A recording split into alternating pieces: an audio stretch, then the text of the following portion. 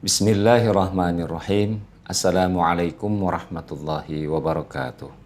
Alhamdulillahi rabbil alamin, wal aqibatu lil muttaqin, wala udwana illa 'alal zalimin. Wassalatu wassalamu ala asyrafil mursalin wa alihi wa sahbihi ajma'in. Wa man tabi'ahu ila yaumiddin waj'alna ma'ahum wahsyurna fi zumratihim birahmatika ya arhamar rahimin. Subhanaka la nuhsi thana'an 'alaika anta kama thaita 'ala nafsik. Falakal hamdu hatta tarda wa lakal hamdu idza radita wa lakal hamdu ba'da ridha.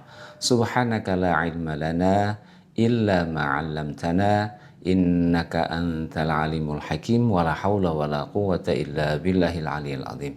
Hadirin rahimakumullah yang dimuliakan Allah Subhanahu wa taala. Alhamdulillah di hari Jumat yang penuh dengan berkah ini semoga langkah-langkah kita senantiasa mendapat ridha Allah Subhanahu wa taala. Kita akan sama-sama merenungkan surat Al-Baqarah ayat yang ke-161 dan 162 dengan tema orang kafir yang mereka ingkar terhadap ayat-ayat Allah hingga akhir hidup mereka akan mendapat laknat Allah, malaikat dan manusia secara keseluruhan. Firman Allah Subhanahu wa taala, A'udzu billahi minasyaitonir rajim. Bismillahirrahmanirrahim. Innal ladzina kafaru wa matu wa hum kuffarun ulaika 'alaihim la'natullahi wal malaikati wan nasi ajma'in. Khalidina fiha la yukhaffafu anhumul 'adzabu wa la hum yunzarun.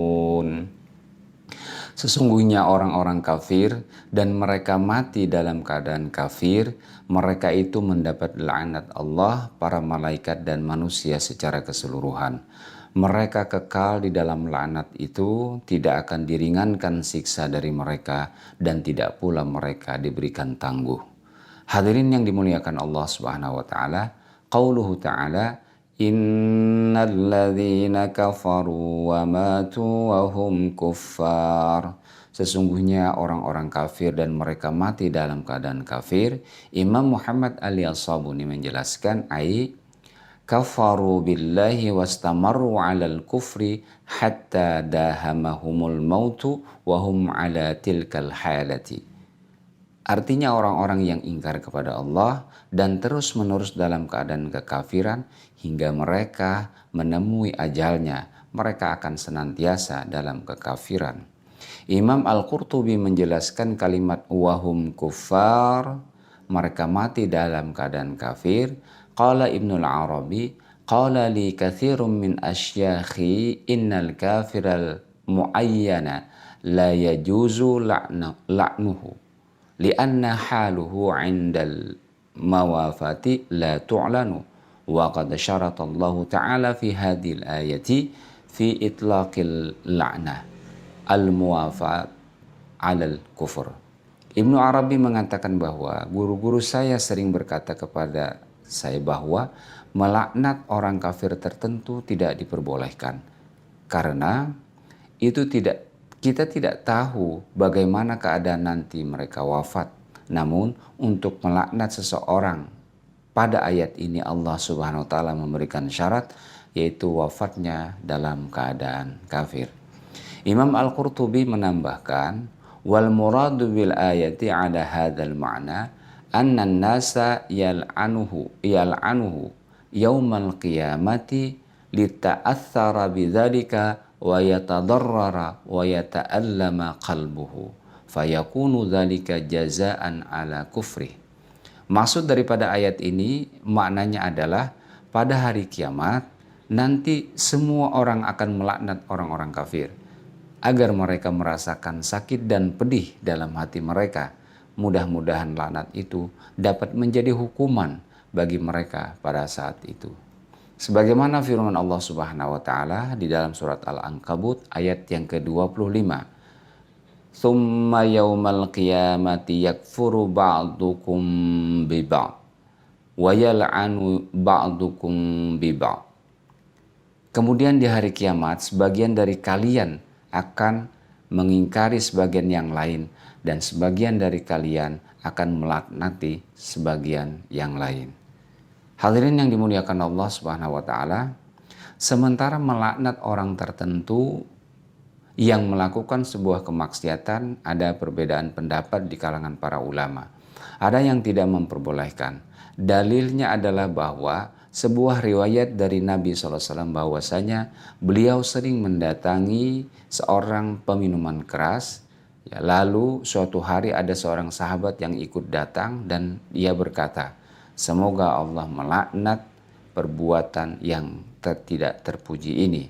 Lalu Nabi SAW bersabda, la takunu auna syaitani ala akhikum. Janganlah jadi penolong syaitan untuk memusuhi saudaramu. Rasulullah SAW tetap menyebut orang tersebut sebagai saudara, walaupun ia peminuman khamar. Hadis ini adalah hadis sahih. Hadirin rahimakumullah, ada juga yang memperbolehkan, bahkan menurut Ibnu Arabi ini adalah merupakan pendapat para ulama sebagian besar, ijma para ulama, sebagaimana sabda Rasulullah SAW yang lain, la'anallahu sariqa yasriqul baydata fatuqta'u yaduhu.